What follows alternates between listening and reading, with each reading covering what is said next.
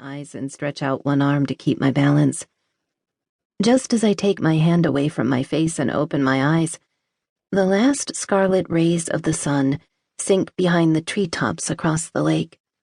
I'm alone in an unfamiliar place, alone with the silence and the darkness that is now rapidly descending. I choose a direction at random and start moving through the inhospitable terrain. A man and a little girl go ashore on a small island and don't come back. What could have happened? I tell myself there could be any number of plausible explanations. Maybe they got caught up in a game and forgot all about the time, or maybe they simply... Frantically, I try to come up with other possible scenarios. Perfectly natural reasons, innocent and benign. But the problem is that none of them can explain why Alex and Smilla are still missing, and why they don't respond to my calls. I open my mouth to shout again, and I'm shocked at the hysteria I hear in my own voice. As I stumble onward, I train my eyes on the ground and the trees. My feet move faster, and my movements become more disjointed.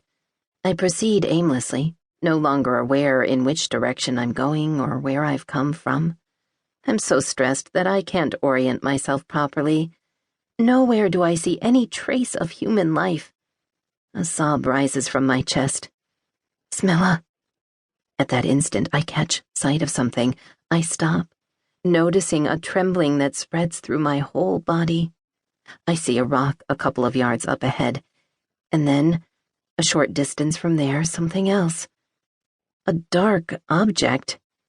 Even though I don't immediately understand what I'm looking at, I know with every fiber of my being it's not part of the vegetation. It belongs to a person. Slowly, filled with dread at what I might find, I approach and crouch down in the grass. It's a single black shoe, tattered and worn. The tiny holes that once held shoelaces now gape. The tension in my chest eases a bit. I've never seen this shoe before. It doesn't belong to Alex or Smilla. That much I know. Not understanding why, I hold out my hand, sensing how it's slowly but surely being sucked down toward the shoe, as if my fingers are being controlled by some outside force, a force rising up from the ground beneath my feet. With a gasp, I jerk my hand back and stand up. What are these strange ideas and notions that keep creeping into my mind? Remnants of Alex's ghost stories must be lingering in my consciousness.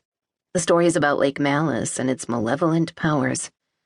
Briskly, I continue on, reminding myself that those tales are nothing more than supernatural nonsense mixed with old superstitions. Yet I can't help looking over my shoulder several times. My feet cut through the grass faster and faster until I'm practically jogging. I weave between the tree trunks, their shadows growing deeper, their scraggly branches reaching for me like long, malevolent arms.